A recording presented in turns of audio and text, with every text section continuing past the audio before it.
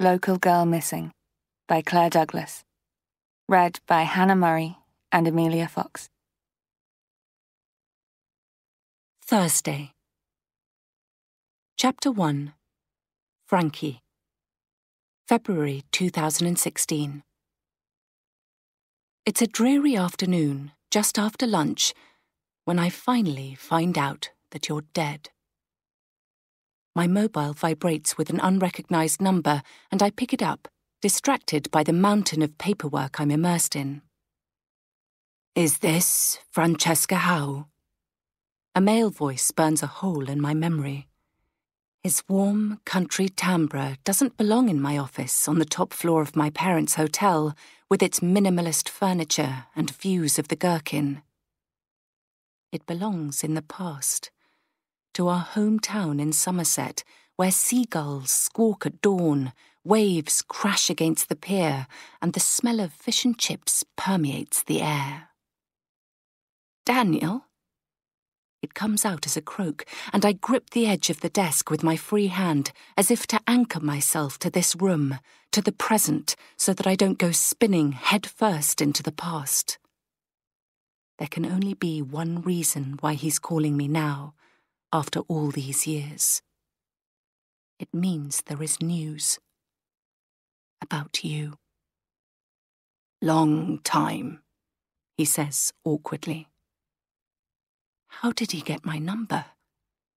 My legs are as weak as a new foal's as I stand up and stagger over to the rain-splattered window that overlooks the city. I can feel the air filling up my lungs, hear my ragged breathing. Is this about Sophie? Yes. She's been found. My mouth fills with saliva. Is she alive? A beat of silence. No. They've found something. His voice cracks, and I try to picture what he looks like now. Your big brother.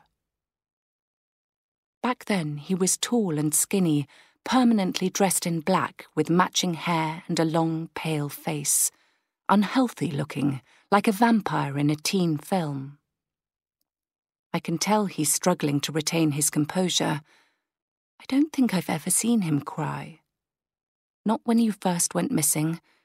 Not even when the police decided to give up the search after days of trawling the undergrowth and sending boats out to sea. Or when the public lost interest after one of your navy blue Adidas trainers was found at the edge of the deserted pier, and it was assumed you had fallen into the Bristol Channel and been swept away by the tide. When everyone apart from us began to forget all about you, Sophie Rose Collier, the sometimes shy, often funny 21-year-old girl from Aldclyffe-on-Sea who disappeared from a club late one night.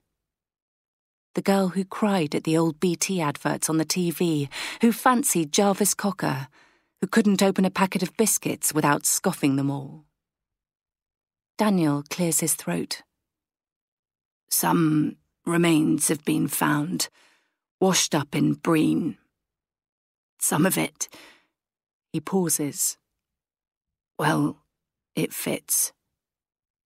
It's her, Frankie. I know it. It feels strange to hear him call me Frankie. You always called me Frankie too. I haven't been Frankie for years. I try not to imagine what part of you they've discovered amongst the debris on the shores of Breen Sands. I hate to think of you that way. You are dead. It's a fact. You are no longer just missing. I can't delude myself into believing that you've lost your memory and are living it up somewhere, maybe Australia, or more likely Thailand. We always wanted to travel. Do you remember our plans to go backpacking around Southeast Asia? You hated the cold winter months. We would spend hours dreaming about escaping the biting winds that whistle through the town, shaking the bare branches of the trees and throwing sand in our paths so that we could feel the grit of it between our teeth.